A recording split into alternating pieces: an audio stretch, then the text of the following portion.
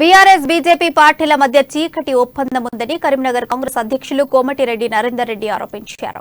MP Bandi Sanjay 10వ తరగతి ప్రశ్నాపత్రం leakage నిందితుడు ప్రశాంత్ మాట్లాడిన కాల్ డేటా ఎందుకు బహిర్గతం చేయట్లేదని ప్రశ్నించారు.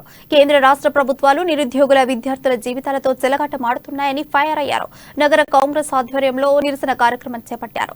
వరుసగా జరుగుతున్న లీకేజీల వ్యవహారాన్ని పక్కదారి పట్టించేందుకే రెండు పార్టీలు అరెస్టుల డ్రామాకు తెరలేపాయని మండిపడ్డారు.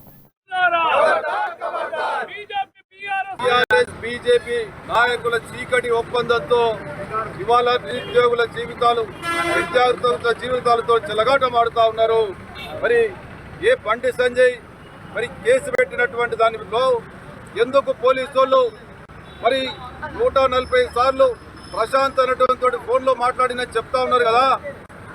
బీఆర్ఎస్ నాయకులే చెప్తా ఉన్నారు. ఒకవైపు 140 సార్లు మాట్లాడినటువంటి కాల్ డాటాను ఎందుకు ప్రజల ముందు బహిర్గతం చేస్తలేరు? దీని వెనుక మతలబ్ ఏందని చెప్పి అడుగుతా ఉన్నాం. ఇవాళ ఎందుకు